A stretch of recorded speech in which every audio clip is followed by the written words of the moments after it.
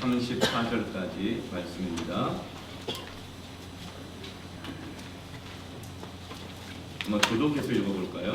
제가 먼저 읽고 여러분이 읽고 끝자를 함께 읽겠습니다. 또 제자들에게 이르시되 그러므로 내가 너에게 이르노니 너희 목숨을 위하여 무엇을 먹을까 몸을 위하여 무엇을 입을까 염려하지 말라. 목숨이 음식보다 중하고 몸이 옷보다 중하니라. 까마귀를 생각하라. 신주도 아니하고 거두지도 아니하며 돌방도 없고 창고도 없으되 하나님이 기르시나니 너희는 새보다 얼마나 더 귀하냐. 누가 염려함으로 길을 한 자라도 더할 수 있느냐. 그런즉 가장 작은 일도 하지 못하면서 어찌 다른 일들을 염려하느냐. 생각과 실도 만들지 않고 짜지도 아니하느냐. 그러나 내가 너에게 말하노니 입은 것이 이 꽃 하나만큼 훌륭하지 못하였느냐.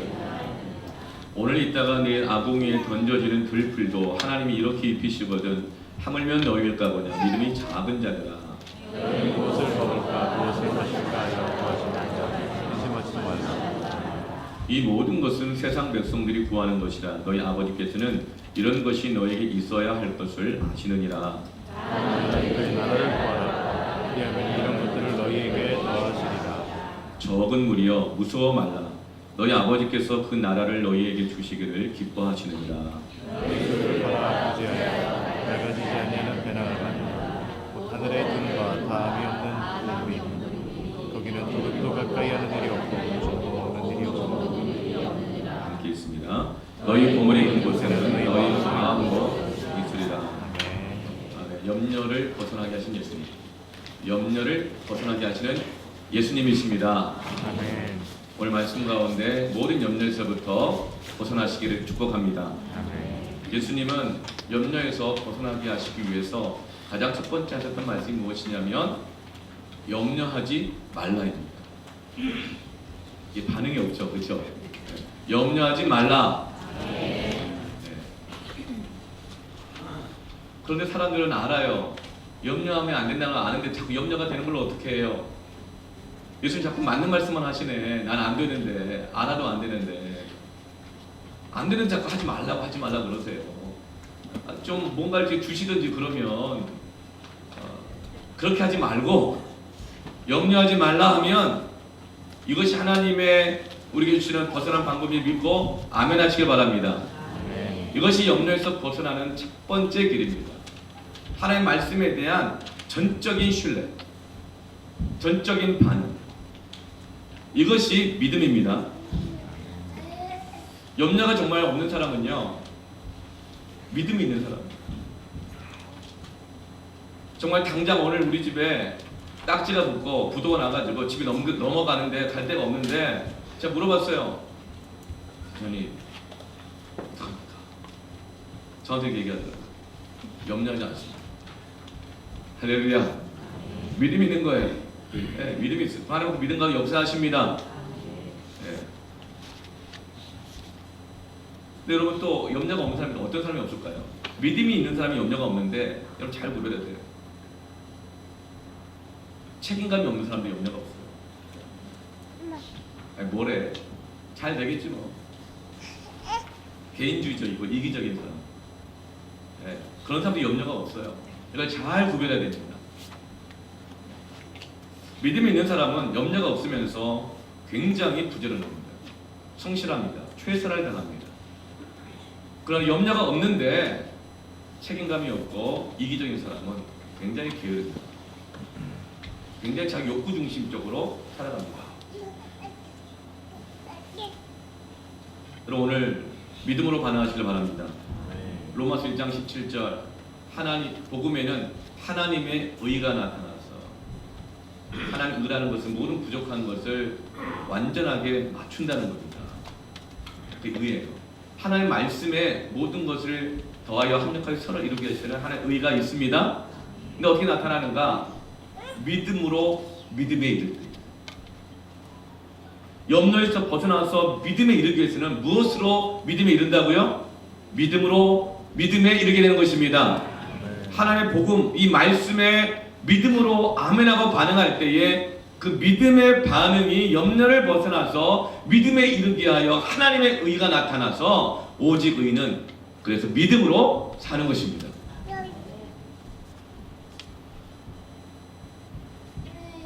히브리서 11장 1절에 믿음은 바라는 것들의 실상이요 보이지 않는 것들의 증거라고 했습니다. 우리가 믿음으로 반응할 때 이 믿음의 반응은 믿음에 도달하게 하면서 뿐만 아니라 바라는 것들, 미래에 영향을 줍니다. 결정적인 영향을 줍니다. 보이지 않는 것들, 현재 까마득한 상황, 아무것도 없는 상황인 것 같지만 현재의 그 믿음이 영향을 줍니다. 뿐만 아니라 많은 사람들이 염려를 뭐 때문에, 과거일 때문에 하잖아요. 내가 그때 왜 그랬을까? 내가 그때 그 사람을 만났을까? 왜 그런 결정을 했을까? 그것 때문에 그 염려가 현재와 미래까지 영향을 주는데 믿음의 반응을 하게 되어지면 그 과거에까지 영향을 주어서 과거 때문에 그 실수 때문에 그 실패 때문에 더 이상 현재와 미래를 염려하지 않게 됩니다. 믿음은 바라는 것들이 실상이 되고 보이지 않는 것들의 증거가 됩니다. 염려하지 말라고 할 때 아멘으로 응답하시길 바랍니다. 야고보서 1장 6절 7절 말씀에 오직 믿음으로 구하고 기도하기 전에 무슨 반응이 먼저 있어야 된다고요? 믿음. 하나님 말씀 앞에 먼저 믿음으로 아멘으로 반응하는 것이 기도보다 먼저입니다. 믿음으로 반응하여 구하고 조금도 의심하지 말라. 의심하는 자는 마치 바람에 밀려 요동하는 바닷물결 같으니 이런 사람들은 무엇이든 주께 얻기를 생각하지 말라. 믿음으로 먼저 반응하지 않고 원망, 불평, 피해의식, 걱정, 염려, 근심 그걸 가지고 기도하면 아무리 기도해도 하나님의 응답이 없다 이 말인 것입니다. 여러분 기도보다도 믿음의 반응이 먼저입니다. 집사님 염려하지 마세요. 아이 목사님 나도 아는데요. 상황이 이렇지 않은데요. 이렇게 하지 말라. 하나님 말씀 앞에 복음 앞에 믿음으로 아멘을 사시길 바랍니다. 혼자 그냥 내일 모레일 내년 일 앞으로 일어날 일 그냥 일어나지도 않은 일들 다 가져다가 염려하면서 기도를 그러면 하나님이 주실 것들을 받지 못하는 거예요. 아무리 거룩하고 고미한 비전과 소망을 갖고 있다고 해도 믿음으로 먼저 반응하며 구하고 기도하고 믿음으로 먼저 반응하고 일하시길 바랍니다. 우리 주님께서는 어떻게 우리가 믿음으로 반응할 것인가 세 가지로 말씀해 주신데요. 첫 번째로 따라합시다. 믿음으로 생각하라. 우리는 생각과 믿음을 반대로가 많이 생각하는데요. 생각을 믿음으로 하게 되어지면 그것이 믿음에 이르게 됩니다. 생각을 어떻게 다루느냐예요. 24절 보세요. 염려하지 말라고 말한 다음에 예수님이 뭘 생각하라 그래요? 까마귀를 생각하래요. 27절 보세요. 염려하지 말라고 하시놓고서 생각을 무슨 생각을 하라 그래요? 백합화를 생각하래요. 왜 하필이면 까마귀를 생각하라 그럴까요? 까마귀 생각해봐. 창고도 없고 뭐 농사도 안 짓는데 다 먹이시고 창고도 없는데 하나님께서 다 이 까마귀를 기르지 않느냐? 까마귀를 생각해라. 왜 하필이면 까마귀예요? 까마귀는 히브리어로 올레브인데 이것은 어둠, 엘레브에서 온 단어예요. 시커멓잖아요. 어두워요. 불길해요. 소망이 없어요. 레위기 11장 보면 까마귀는 불결한 짐승이에요. 부정한 짐승이에요. 까마귀는 절대로 우리 집에 쪼코나 호식이나 뭐 그 골든 리트리버나 뭐 이런 게 아니에요.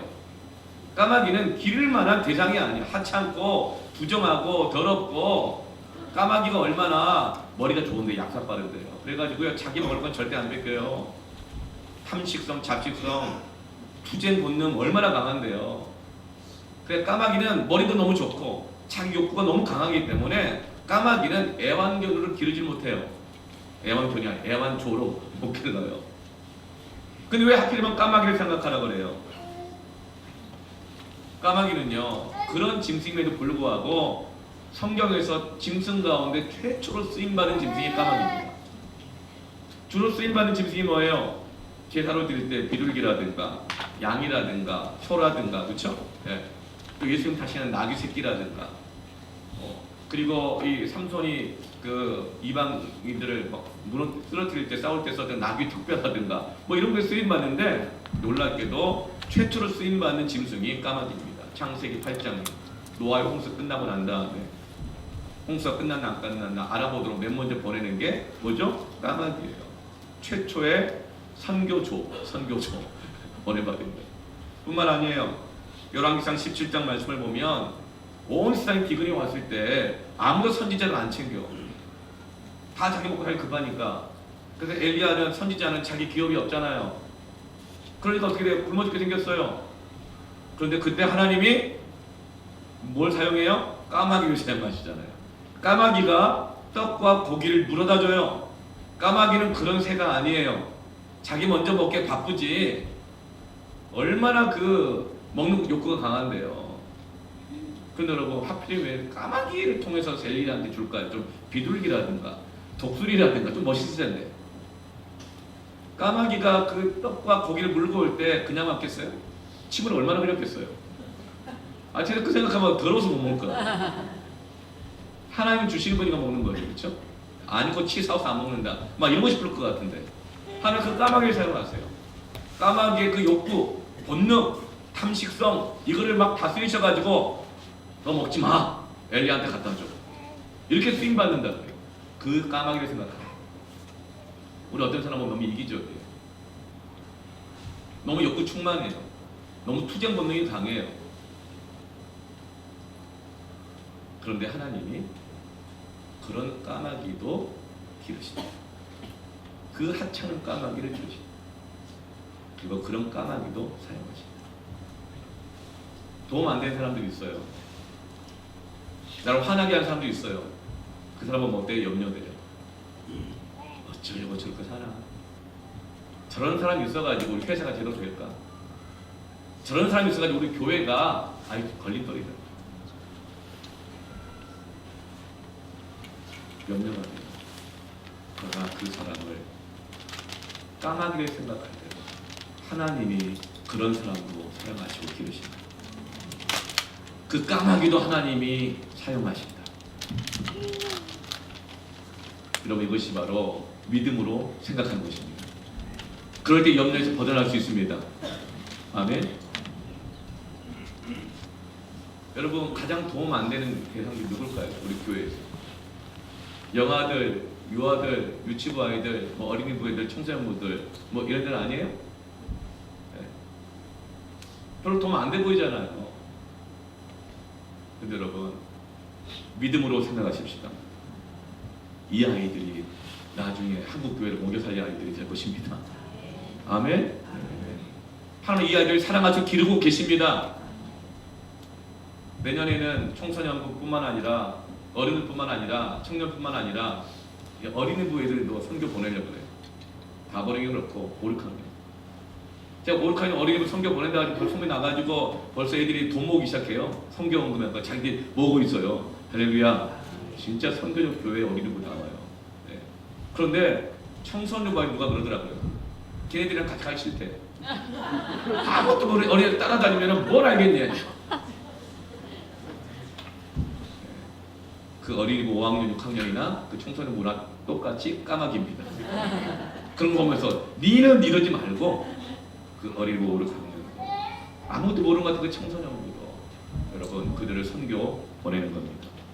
이게 믿음으로 생각하는 겁니다. 그들을 돌보는 겁니다. 이제 우리 그 유아부, 유치부 구조 변경했잖아요.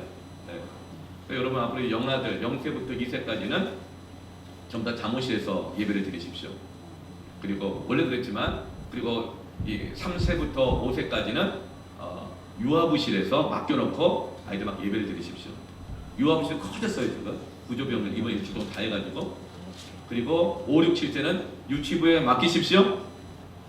그러면서 이번에 이 설치하기 공사비 막 들어갔어요. 그리고 교회 올라올 때 위에 막 지붕 막 생겼죠. 왜 생긴 줄 아세요? 애견만 아빠들이 영아들, 유아들 데리고 오는데 눈, 비 맞으면서 올라 너무 힘들고 위험하고 미끄러운 거예요. 예. 근데 여러분 그런 걸 해야 되는 겁니다. 믿음으로 생각하지 않으면 돈이 아까울 수 있어요. 그렇죠? 그래 여러분 믿음으로 생각하십시다. 저는 믿습니다. 아무것도 모르는 것 같은 우리 어린아이들이 선교 따라가서 아무것도 모르는 것 같지만 그렇게 하나님이 그런 까마귀도 먹이고 입히시고 돌보시는데 사용하시는데 이 아이들이 한국교회를 먹여 살릴 것이고 한국교회를 살릴 것이고 하나님 나라를 이루게 하실 것입니다. 그리고 여러분 실망되는 사람들, 날 염려시킨 사람들, 자식이든 누구든 어떤 성도든 믿음으로 생각할 때 사람 염려에서 벗어날 수 있습니다. 미래에 대한 염려에서 벗어날 수 있습니다. 백합화도 그래요. 백합화를 생각하라고 했잖아요. 백합화는 아름다워서 생각하는 게 아니에요. 이 백합화는 우리가 생각하는 것처럼 집에다 화분으로 심어놓고 꽃꽂이하고 그런 꽃이 아닙니다. 백합화는 오늘 본 말씀에도 말한 것처럼 들풀입니다. 오늘 피었다가 내일 지는 들풀이라고 말하고 있어요. 28절 보면 내일 아궁이에 던져진 들풀도 하나님 이렇게 입히시거든. 백합화는 우리가 생각하처럼 하얗고 막 화사하고 예쁘고 꽂아놓고 이런 꽃이 아니고 원래 이스라엘의 백합화는 들풀이에요. 들에서 피고지는 꽃이에요. 너무 흔해요. 너무 흔하고 사소해서 하찮아서 사람들이 집에다 꽂고지도 안 하는 흔하디 흔한 꽃이 들풀 백합화입니다. 그래서 아무도 돌보지 않아요. 그런데 하나님이 이 들풀을, 이 백합화를 길쌈도 안 하는데 옷 입혀주시고 돌보시는데 아무도 거들떠보지 않는 꽃을 솔로몬이 입은 그 옷에 있는 영광보다도 더 영광스럽게 돌보시고 옷을 입히시는 하나님이십니다. 여러분 그것처럼 나 자신이 너무 흔해 보여. 특별한 게 없어 보여. 그 염려가 되죠. 아 집사님 이거 좀 숨기시면 좋겠어요. 저는 할 줄 아는 게 없어요. 난 너무 흔하디 흔한 사람이에요. 특출난 게 없어요. 여러분 백합화입니다. 백합화입니다. 믿음으로 생각하십시오. 하나님 그 사람을 솔로몬이 입은 영광보다도 더 영광스럽게 입히시고 돌보시고 사용하실 것입니다. 여러분 저에게는 아들이 있고 딸이 있습니다. 네. 저는 이 두 자녀가 너무나 멋있고 너무나 이쁩니다. 여러분 아멘 아무도 안 하시죠? 상관없어요. 네. 저는 솔로몬이 입은 옷보다도 뭐 더 이쁘고 더 멋있어요. 여러분 자식도 그렇죠? 안 그런 사람도 있을 거예요. 막 밉고 먹는 거 보면 미울 때 있잖아요. 막 걱정되고 그럴 때 있잖아요. 뭐 저도 그래요. 그런 게 이뻐요. 그래서 모든 걸 다 해주고 싶어요. 하물며 육신의 아버지 나도 자기 자식을 사랑해서 누가 뭐라 그래도 이뻐하고 최고의 것을 돌보는데 하물며 너희일까 보다. 하물며 하나님께서. 이게 바로 여러분 믿음의 생각입니다.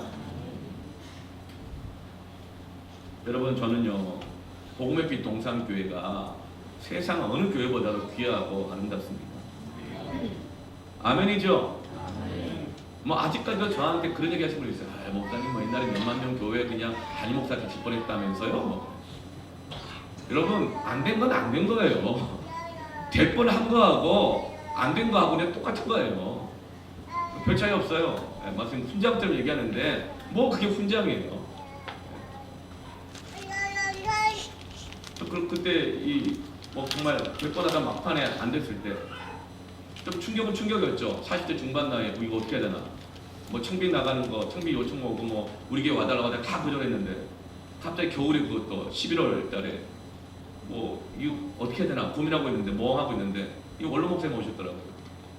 지금 은퇴하신 오셔가지고 저를 딱 보더니 굉장히 눈동자를 못 마주쳐요. 왜 그런지 왜 그럴까요? 저한테 오더니 저를 딱 안아주더라고요. 이렇게 딱 안아주면서 하시는 말씀이 아 목사 미안해. 미안하다. 그 말씀 하시는데 제 마음속에 어떤 마음이 들었냐면 왜 목사님 나한테 미안해 하실까? 왜 미안하다고 하시죠? 나 이 교회 13년 동안 있으면서 교육 좀 들어와가지고 배우고 훈련받고 섬기고 사역하고 강도사 목사 되고 전임 사역자 되고 나에게 사명을 맡겨주셨고 대학 청년들을 8년이나 맡겨주시고 작년들을 5년이나 맡겨주시면서 사역하면서 많은 부흥을 경험했고 여기서 애들 길렀고 애들 학교 보냈고 나 먹고 살았고 무엇보다 주님 내게 사명을 감당할 수 있었는데 왜 나한테 미안하다고 그러실까?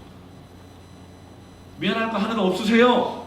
라고 말하지는 않았고 속으로 나 왜 미안하다 그러시지?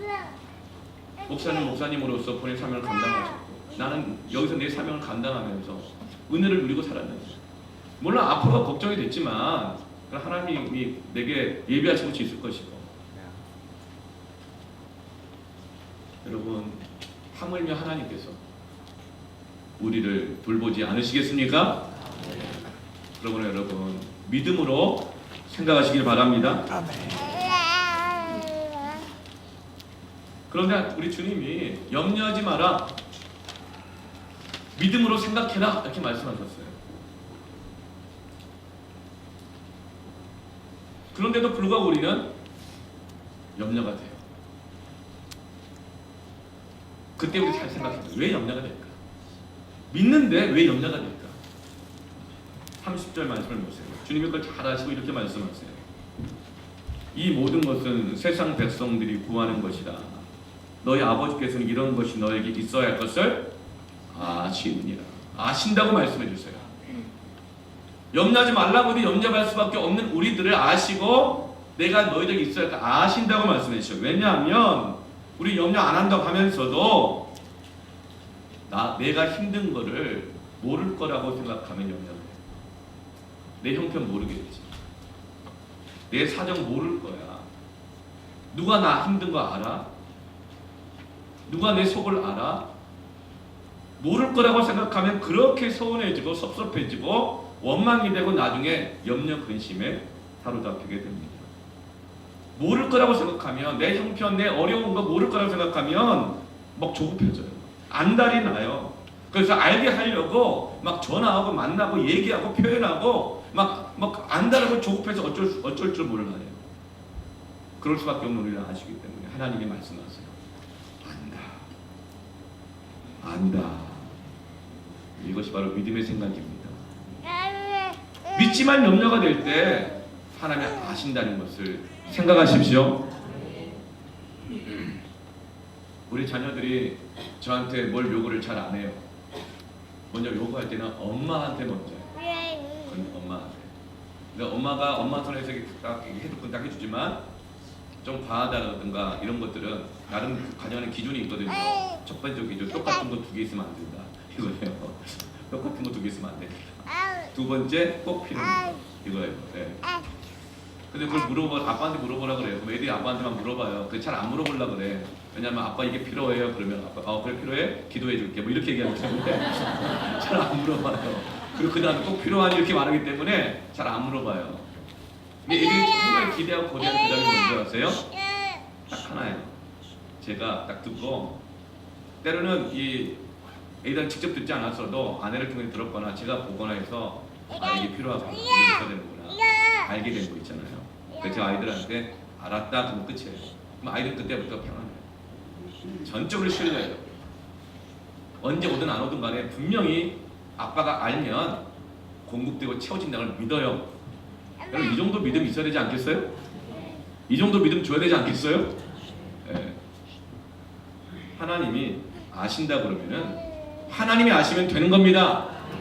사람들이 모른다고 생각할 때 불안해요. 두려워요. 조급해져요. 안달이 나요. 그러나 그때 생각하세요. 하나님이 아신다. 하나님이 아시면 된다. 하나님 아시면 반드시 까마귀를 통해서라도 채워주신다. 이게 믿음의 생각입니다. 찬송가 310장에 하나님의 은혜로 이 쓸데없는 자 왜 구속하여 주는지 난 알 수 없다. 내가 믿고 또 의지하면 내 모든 형편 아시는 주님 늘 보호해 주실 것을 나는 확실히 아네. 찬양으로 부르고 싶은데 하지 말라 그래가지고 긴장된다. 박자 틀리고 이것도 염려 같아. 왜 그런 염려를 하는지 모르겠어요. 네. 성령이 역사하시면 되는 거, 그렇죠? 네. 다 아십니다. 내가 백합화 이거 까마귀 같은 거 있는 모습이 있는 거 다 아십니다. 그러니까 나를 돌보시고 기르시고 써주시고 책임져 주시고 응답해 주시는 하나님을 믿음으로 생각하십시오. 염려거리가 있을 때마다 믿음으로 생각하십시오. 옆에 있는 사람 어때요? 자녀들 혹시 있으세요? 딱 보세요. 그럼 이렇게 얘기하세요. 믿음. 믿음. 자녀들이 믿음이 필요한 거 같죠? 엄마 아빠한테 믿음이 필요해요. 믿음 한번 보십시오. 두 번째로 믿음 염려에서 벗어나기 위해서는 따라합시다. 다만 그의 나라를 구하라. 오늘 말씀은 마태복음 6장에 있는 산상수훈과 같은 말씀입니다. 이 산상수훈의 이 말씀은요, 1차적으로 많은 무리들에게 주신 말씀이 아니고 제자들에게 전해주신 말씀입니다. 그리고 그 제자들이 여러 무리들에게 해석해주고 함께 나누어주고 인도했어요. 그러니까 이 산상수훈 말씀은 수요 저녁에 모이는 우리 섬김 예배와 같아요. 그때 우리 섬김이들이 17명의 지금 섬김이들이 모여가지고 함께 예배하고 말씀 들어요. 그리고 난 다음에 흩어져서 17개 패밀리에서 함께 말씀을 나누는데, 이 산상수훈 다만 그의 나라를 먼저 구하라, 이 말씀은 제자들에게 주신 말씀입니다. 오늘 이 말씀을 듣고 여러분 가정에 가서 믿음이 연약한 자들에게 패밀리 모임에서 함께 나누시고 전하시길 바랍니다. 자녀들에게 전하시길 바랍니다. 믿음이 연약한 자들을 격려하시길 바랍니다. 1차적으로 이 말씀을 들었던 제자들은 다 갈릴리 촌 사람들이었어요. 배움이 짧아요. 돈이 많지 않아서 하루 벌어서 하루 먹고 살아가는 이런 사람들이었어요. 늘 먹고 사는 것을 걱정하지 않을 사람은 아무도 없었어요. 여러분, 돈이 얼마나 있어야, 내가 다니는 직장이 얼마나 튼튼해야 걱정이 안 될까요? 나라에 내는 연금도 탈까 못할까 걱정하는데 얼마나 있어야 걱정이 안 될까요? 어떤 회사 다녀야 걱정이 안 되고 내 자녀가 어떤 대학을 가야 미래가 막 창창할 것 같고 걱정이 안 될까요? 도대체 뭐에다가 맡겨야 걱정이 안 될까요? 이 제자들은요, 당장 먹을 것도 없고 매일 일하지 않으면 안 되는 물질 여유가 없는 사람들이었어요. 근데 이런 사람들이 예수님을 다 따라나갔어요. 그러나 부자청년, 가진 것이 많아 근심하고 염려하여 주를 떠났다. 주를 떠났다. 여러분, 돈이 있다고 섬기는 거 아니에요. 시간이 있다고 섬기는 거 아니에요. 믿음으로 주님 앞에 따라 나설 때 섬길 수 있고 쓰임 받을 수 있습니다.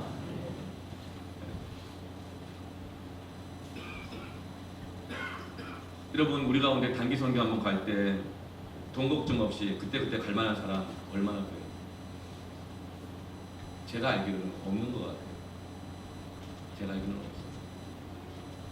어떤 분 단기 선교 갈 때 자비로 가니까 우리 아이들, 청소년들 빼놓고는 다 자비라고 하잖아요. 청약 적금 깨고 가신 분들, 모아서 가신 분들, 서로 섬기고 도와서 가신 분들도 있고, 걱정 없이 갈 만한 사람들이 거의 없습니다. 그런데 주님께서는 그 형편을 아신다고 말씀해 주셔요. 그런데 내가 네 형편을 안다 하시면서 그 다음에 내가 그걸 채워줄게 라고 말할 것 같죠? 그걸 기대하시죠? 그런데 내가 네 형편을 안다 하시고 나서 다만 그의 나라를 구하라, 이렇게 말씀하신다고요. 믿음을 요구하세요. 믿음을 요구하세요. 우리는 우리 형편 아시니까 채워줄게란 말 듣고 싶죠? 근데 주님은 그렇게 채워주시는 방법이 달라요. 다만 딴 거 다 접어놓고 그의 나라를 구해라. 마태복음 6장에서는 먼저 그의 나라와 의를 구해라. 그리하면 이 모든 것을 더하여 주시리라. 당장 결혼해야 되는데 결혼 접어놓고 먼저 그의 나라를 구해봐. 그러면 결혼이 이루어질 것이다. 아멘. 그런데 결혼을 이루기 위해서 그것만 애쓰면 주님의 뜻과 나는 없고 결혼만 돼요. 결혼만 된다고요. 그러니까 하나님이 아시니까 그건 접어놓고 먼저 그 나라 의를 구해봐라. 그러면 자녀의 결혼에, 내 결혼에 하나님 나라가 이루어질 것이고 모든 것이 더해지는 역사를 볼 것이야. 당장 취직을 해야 되는데 다만 그 접어놓고 먼저 그의 나라와 의를 구하면서 취직 자리를 구해라. 그러면 놀랍게 그 취직 자리를 통해서 하나님 뜻이 이루어지게 되고 모든 것을 하나님의 공급하시는 것을 경험하게 될 것이야. 이게 바로 다만 그의 나라를 구하라는 하나님의 공급 방식입니다. 여러분, 돈만 얻기를 원해요? 대학만 가기를 원해요? 취직만 되기를 원해요? 결혼만 하기를 원해요? 그거 진짜 복이 아니죠. 그 가운데 하나님의 공급자이심을 경험하고 그 가운데 하나님의 나라가 이루어지기를 원합니다. 당장 경기는 어려워지고 매출은 떨어져 가는데 매출, 경기, 사업 걱정하지 말고 그거 접어놓고 하나님께 드릴 헌금 드리고 먼저 그의 나라와 의를 구하라. 그리하면 모든 것을 더하여 주시리라. 아멘. 요즘 대학을 가는데도요, 지금 뭐 뉴스 보니까 앞으로 뭐 몇 년 후에는 대학의 40%가 없어진다고 했어요. 지방의 대학. 그러니까 어느 대학 들어갈까? 그 대학이 안전할까? 접어놓고 자녀들로 하여금 먼저 다만 그의 나라를 구하게 하십시오. 그러면 자녀의 인생이 책임져지고 모든 것이 더하여지게 될 것입니다. 이것이 바로 하나님의 인도 방식이십니다. 우리 교회 보세요. 계속 그의 나라와 의를 구하니까 다 채워지잖아요. 단기 선교 한번 갈 때마다 얼마나 많은 분들이 헌금해주고 못 가더라도 기도해주고 새벽을 깨워 기도하고 금식하며 기도해주고 헌금해주고 많은 분들이 그래요.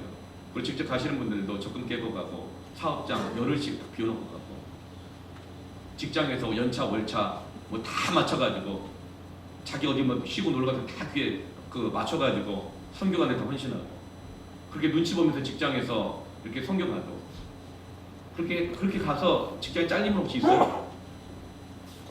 그래서 사업이 망하신 분 있어요? 문 닫은 분 있어요? 아무도 없습니다. 전부 다 하나님의 공급하심을 경험하고 있고 더 그의 나라와 의를 갈망하고 사모하게 되게 되는 것이죠. 다만 그의 나라를 구하시면 염려에서 벗어나게 돼서 승리하는 삶을 살게 되는 것입니다. 요즘은 부부가 같이 벌지 않으면 이 시대를 살아갈 수 없다고 해요. 먹고는 살죠. 그럼 먹고만 삽니까? 남들 사는 것처럼 살려면 같이 막 벌어야 돼요. 여러분, 우리 가운데는 직장 전혀 안 다니면서 가정과 교회만 섬기는 우리 여성들이 많이 있습니다. 근데 그런 분들이 저한테 그런 위축감을 얘기해요. 목사님, 위축돼요. 나도 나가서 일을 해야 되는 게 아닌가. 자꾸 부담이 돼요. 그러면 자식한테 더 잘해줄 수 있을 것 같고 가정 경제 형편도 뭐 좀 더 여유있어질 것 같고 근데 하나님 내게 주신 사명과 부르심을 따라 봉사하고 섬기는데 주변 사람 나를 그렇게 보는 것 같아. 시간이 있으니까 섬기지. 일 안 다니는 네가 이거 해라. 자꾸 그렇게 보는 것 같아. 그 마음이 위축된대. 제가 그랬어요. 담대하세요 그랬어요. 담대하세요. 먼저 그의 나라를 의를 구하는 당신 때문에 자기 남편이 그 돈 벌어서 이 집을 먹여 살리고 있는 거라고. 그 남편은 착각하고 있을지 모르지만 하나님이 이 가정을 지켜주시는 것은 먼저 그의 나라와 의를 구하는 당신 때문입니다. 당신 때문에 남편에게 모든 걸 더해주시는 거예요. 믿음을 가지세요. 근데 이분이 아멘 그러시더라고요. 할렐루야. 네. 여러분 착각하지 마세요. 내가 수고하고 노력해서 얻는다고 생각하지 마세요. 먼저 그의 나라와 의를 구하는 자가 있기 때문에 모든 걸 더해 주십니다. 여러분 인생 너무 힘들게 살지 마세요. 여러분 인생 너무 힘들게 살지 마세요. 내가 나가서 돈은 벌어서 이래도 버는 돈이 많아요. 아니면 하나님이 채워주시고 더해주셔가지고 얻는 게 더 많아요. 하나님이 주실 게 더 많죠. 근데 너무 고생해요. 너무 고생해요. 저 이렇게 우리 그 둘째 나갈 때 고민을 많이 했어요.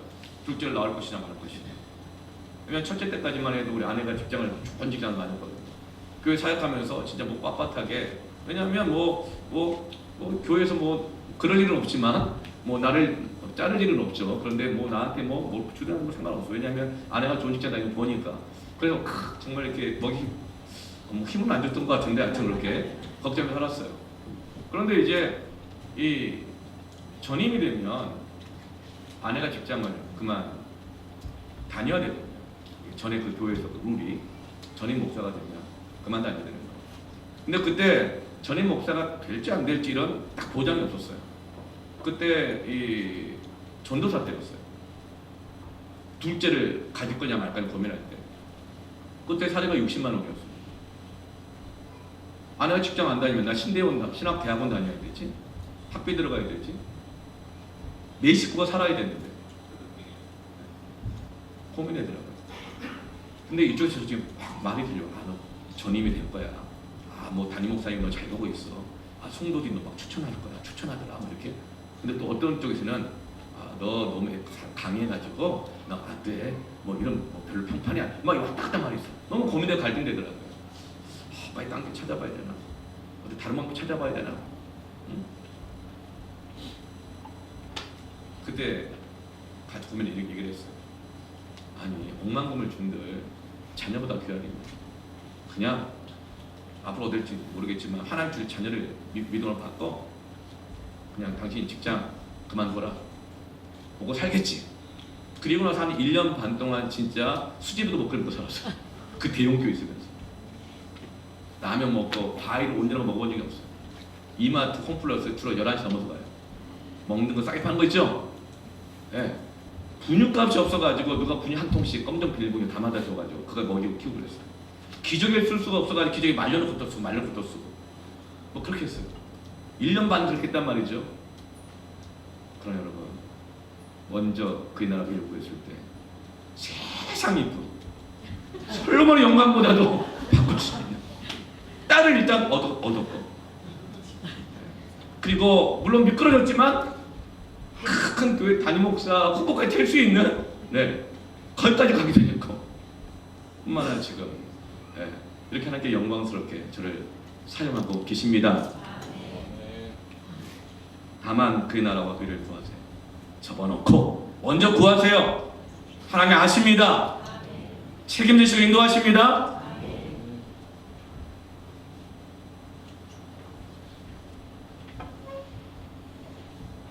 여러분 아내들이 여성들이 일을 해야 될 때 있어요. 남자가 일하는 건 기본이고 당연한 거고요.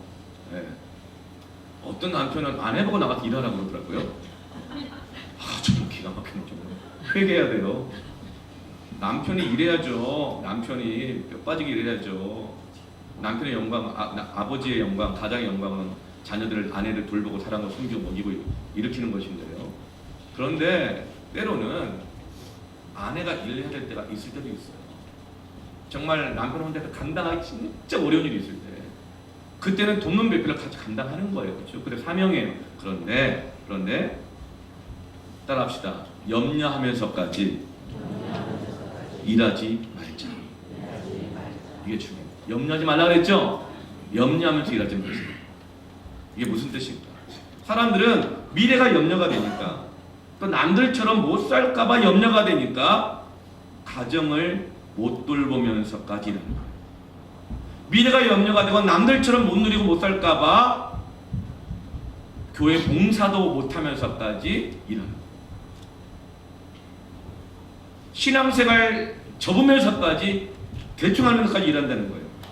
그게 바로 염려하면서까지 일하지 말라는 거예요. 여러분 가정을 돌보고 교회를 섬길 수 있을 만큼 그만큼 일하시길 바랍니다. 그게 바로 다만 그의 나라를 구하는 삶인 것입니다. 그럼 하나님 다 책임져 주셔요. 사랑하는 우리 애쓰는 우리 남편들 진짜 고생해요. 남자들 정말 우리 남자들 너무 고생해요. 정말 귀해요. 우리 교회 정말 남자 성도들만큼 이런 귀한 성들이 어딨나 모르겠어요. 진짜 겸손하죠. 아내 잘 챙기죠. 자식들 잘 챙기죠. 요즘 우리 남편들이 그냥 막 허리도 아프고 막 손에 습진이 생기고 막 난리예요. 너무 귀해요. 그런데 염려하면서까지 일하지 마세요. 염려는 부족에서 나오는 것이 아니라 욕심에서 나온다고 해요. 욕심에서. 저 높은 곳을 향하여 날마다 나아가다가 염려에 빠집니다. 여러분, 다만 그의 나라와 의를 구하시기 바랍니다. 모든 것을 더하여 주시는 것을 경험하게 될 것입니다. 아멘.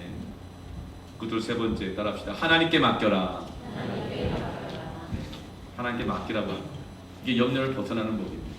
하나님께 맡기는 거예요. 33절 말씀을 같이 한번 읽어볼까요? 시작. 너희 소유를 팔아 부지하여 낡아지지 않냐는 배낭을 만들다. 곧 하늘에 둔 바 다함이 없는 보물이니 거기는 도둑도 가까이 하는 일이 없고 좀도 먹는 일이 없느니라. 너희 소유를 다 팔아가지고 다른 사람을 위하여 쓰라. 부지하라. 그것이 바로 낡아지지 않은 배낭에 복 담는 것이다.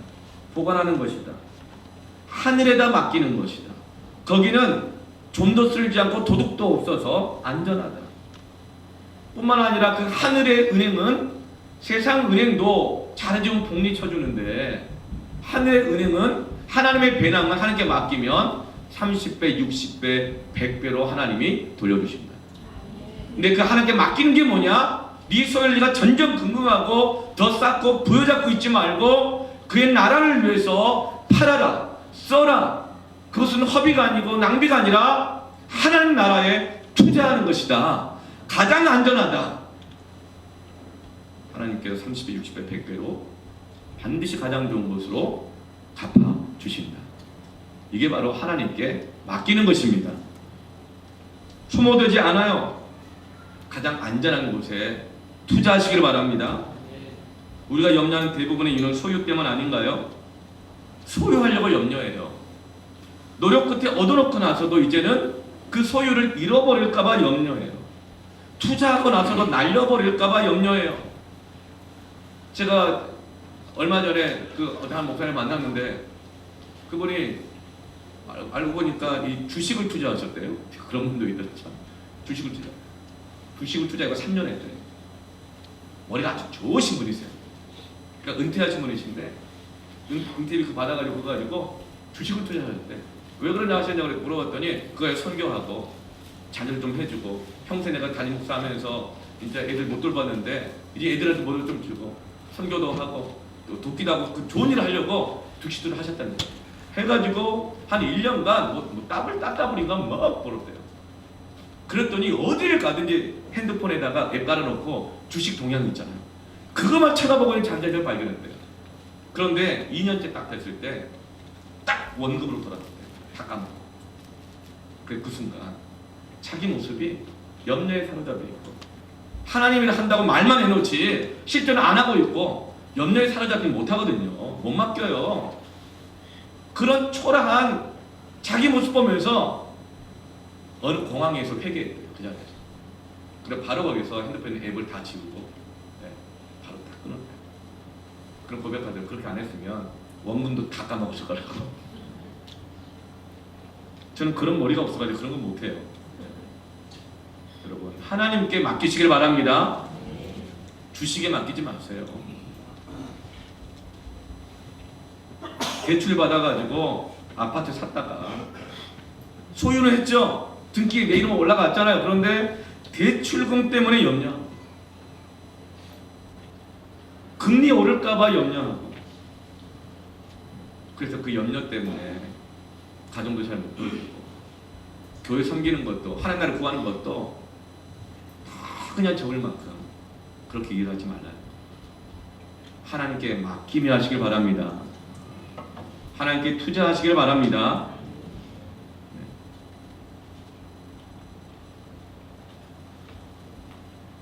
연금 부으면서도 염려를 타먹을 수 있을까? 나라 망하지 않기 위해서 타먹죠. 근데 여러분 연금 부으면서도 염려해요. 뭐 저는 붓는 것도 없지만 많은 분들이 부으시더라고요. 지혜롭다 생각해요. 그러나 염려하면서까지 붓지는 마세요. 연금에 살려주는 거 아니에요. 염려해가지고 미래가 염려돼서 더 넣어야겠다. 오늘이 염려가 돼가지고 연금 깨야겠다. 그렇게 하지 마세요. 하나님께 맡기며 연금도 넣으시기 바랍니다. 네. 요즘 금리가 낮아가지고 은행 적금도 잘 안 하더라고요. 금리 낮으니까. 주식시장이 불안해가지고 투자도 막 염려가 돼요. 근데 하나님의 터지지 않는 그 배낭은 염려할 필요 없는 하나님의 나라에 있는 은행입니다. 그 나라는 쇠하지도 않고 절대로 망하지 않습니다. 시편 37편 5절에 내 길을 여호와께 맡기라. 그가 그를 의지하면 그가 이루십니다. 잠언 16장 3절에 너의 행사를 여호와께 맡기라. 투자하라. 그러면 내가 경영하는 것이 이루리라. 경영자들 똑바로 정신이세요. 믿음 가지세요. 여러분 수박 예수가 머리 잘 쓴다고 경영 이루어질까요? 세상은 그렇게 이루어져요. 세상 나라는 이루어져. 그러나 여러분의 경영을 통해 하나님의 나라가 이루어지기를 원한다면 하나님께 맡기시길 바랍니다. 하나님께 먼저 선투자하시길 바랍니다. 그래 모든 것을 이루어 주실 것입니다. 베드로전서 5장 7절에 너희 염려를 다 주께 맡기라. 이는 그가 너희를 돌보심이라. 저는 일본을 별로 안 좋아하는데 최근에는 용서하고 좋아하기로 의지적 결단을 했어요. 그래도 저는 유니클로나 뭐 유한양품이나 데상이나 그냥 안 사요. 주님의 사랑은 사랑이고 또 그건 또 그거거든요. 그냥 안 사요. 당분간은 그거 안 살 거예요. 주께서 마음을 주시기까지. 그런데 일본 가면 저는 안 가봤지만 참 놀라운 게 있더라고요. 일본은 스시로 유명하잖아요. 회로. 최고의 횟집이 어떤 횟집인지 아세요? 오마카세로 경영되는 횟집이에요. 오마카세. 오마, 가마 이런 게 아니고 웃지도 않으시네요. 그리고 오마카세. 이건 뭐냐면요. 보통 우리가 횟집 가고 식당 가면 내가 돈 주고 거기에 맞는 거 내가 맛있는 거 원하는 거 먹고 싶은 거 골라서 먹잖아요. 돈 주고 먹잖아요. 그렇죠? 돈 주고 나서 맛이 없으면 왜 맛이 이래 따지기도 하고 뭐 양이 줄었네, 뭐 재료가 이상하네, 뭐 이렇게 하잖아요. 그렇죠? 다시는 안 가, 뭐 가성비 따지고 이렇게 하잖아요. 근데 오마카세는 뭐냐면 일단 비싸요. 비싸고 값이 하나로 딱 정해져 있어요. 그 비싼 금액을 그냥 지불해요. 그 다음 내가 골라 먹는 것이 아니라 주방장에게 다 맡겨요. 그 주방장이 주는 대로 먹어요. 이게 오마카세예요. 왜요? 알아서 가장 좋은 것으로 주었겠지. 내가 골라봐야 회가 좋은 거 얼마나 알아? 주방장이 더 잘 알지? 100% 맡기는 거예요. 최고의 주방장이신 하나님께 맡기는 것입니다. 하나님께서 가장 좋은 것을 주실 거야 하고 맡기는 것입니다. 투자하는 것입니다. 이 어린애들 막 투자해봐야 별로 뭐 나올 것이 없고 애들 언제까지 클 때까지 기다려? 뭐 청소년들 뭐 얘들 뭘 기대할 게 있겠어? 그러나 하나님 믿고 투자하고 맡기는 것입니다. 그것이 바로 이 영적인 오마카세예요. 하나님께 맡기십시오. 근데 어떤 분이 이렇게 말해요. 저도 맡기고 싶어요. 근데 맡길 만한 것이 없다고요. 나도 투자하고 싶죠. 여유가 없어요. 그래서 32절에 주님은 이렇게 말씀해 주셔요. 적은 물려 무서워하지 말라. 우리 마음 너무 잘 알고 있는 이 적은 물이라는 건 뭐냐면 수가 많다 적다만 의미하는 것이 아니라 너의 자신들을 하찮게 여기는 사람들, 가진 것이 없다, 보잘것없다, 뭐 시간이 있어요, 물질이 있어요, 건강이 있어요, 지식이 있어야지. 적다고 생각하는 사람들, 내놓을 것이 없다고 생각하는 사람들 무서워하지 마, 위축되지 마. 너희 아버지께서 그 나라를 너에게 주시기를 기뻐하십니다. 너희들 적다고 걱정하지 마, 무서워하지 마. 너희들의 모든 것들을 채워주실 하나님이 채워주실 것을 기뻐하셔. 그러니까 그 적은 거 위축되지 말고 하나님 나라에 구해라. 하나님 나라에 투자해라, 드려라. 하나님이 30, 60, 100배로 채워주기를 기뻐하신다. 위축된 우리들이 말씀하시는 거예요. 돈 없고 시간 없고 가진 것 없고 지식 없고 자존감 낮은 우리들에게 주님이 말씀하세요. 위축되지 말라. 무서워하지 말라. 여러분, 믿음은 크기에 달리지 않습니다. 믿음은 그 안에 생명이 있어야 돼요. 믿음 안에는 믿음이 있어야 돼요. 크기보다 믿음은 생명입니다. 아까 우리 기도할 때 그랬죠. 우리 세상의 소금과 빛이라고 그랬죠. 소금은요, 양과 크기가 아니라, 양이 아무리 많고 크기가 많아도 맛을 잃으면 어떻게 돼요? 밟혀져 버리게 돼요. 소금의 생명은 뭐예요? 맛이죠. 양과 크기가 아니라 맛이 있으면 모든 음식을 맛깔나게 만들고 3%밖에 안 되는 소금이 오대한 육대조 바다를 썩지 않게 지켜내는 것입니다. 크기가 아니에요. 숫자가 아니에요. 생명입니다. 빛도 그래요. 빛. 여러분, 빛을 무게로 따지는 거 봤어요? 물론 상대성 원리에서 빛이 질량이 있다 없다 막 이렇게 따지기도 하지만, 그러나 빛을 질량으로 무게로 따질 수 있어요? 빛을 크기로 따지는 거 봤어요? 빛은 오직 밝기로만 알 수 있습니다. 빛의 생명은 뭐예요? 밝기가. 그 밝기가 있으면 아무리 미세한 빛이라 하더라 그 빛, 세미한 빛이 들어오면 그 방에 어둠이 물러가게 됩니다. 크기가 아니에요. 숫자가 아니에요. 그 안에 생명이 있는 것이 중요한 것입니다. 하나님의 말씀은 생명입니다. 생명의 말씀입니다. 하나님의 말씀은 살아있고 활력이 있어. 좌우의 날선, 어떤 예리한 날선 검보다도 더 예리해요. 혼과 관절과 영 골수를 찔러 쪼개기까지 하시며 또 마음의 생각과 뜻을 판단하시나니, 말씀이 역사하는데 그 말씀이 뭐라고요? 살았고 생명이 있는 것입니다. 수가 많든 적든 그 안에 말씀이 들어가 있고, 기도 외에는 이런 주가 나갈 수 없느니라. 말씀을 붙들고 기도하면 생명의 역사가 나타납니다. 할렐루야. 오순절 마가다락방에서 몇 명이 말씀 붙들고 기도했죠? 120명. 그러나 그 120명이 로마를 뒤집었어요. 예수의 부활을 목격한 사람 500명, 부활을 목격하고 40일 동안 하나님 말씀 복음 들었던 사람이 500명. 그런데 말씀대로 머물러서 붙들고 기도하는 사람은 120명이 불과했어요. 500명이 커요? 120명이 커요? 말씀 100날 500명이 들어도 말씀 붙들고 기도하는 120명이 500명이 못할 일 120명이 하는 것입니다. 12,000명이 로마를 못 뒤집어요.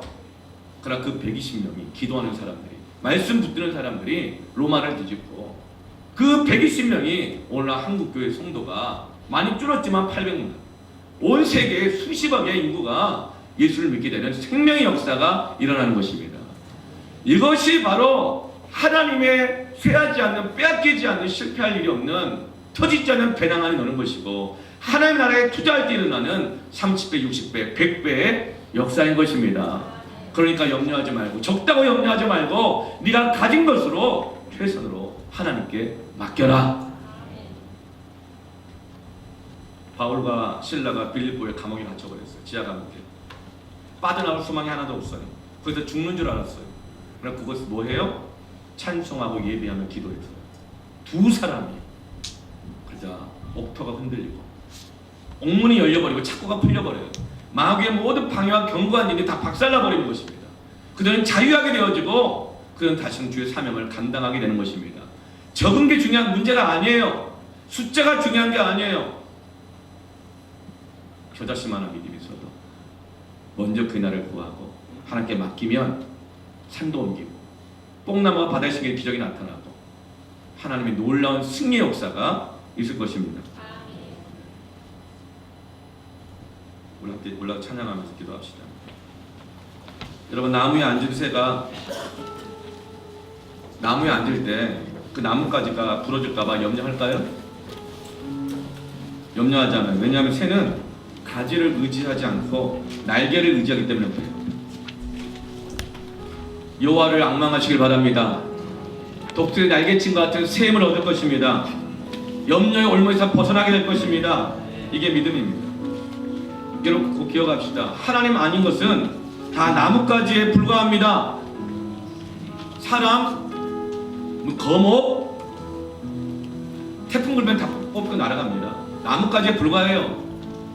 보험, 건강, 연금, 주식 다 나뭇가지에 불과한 것입니다.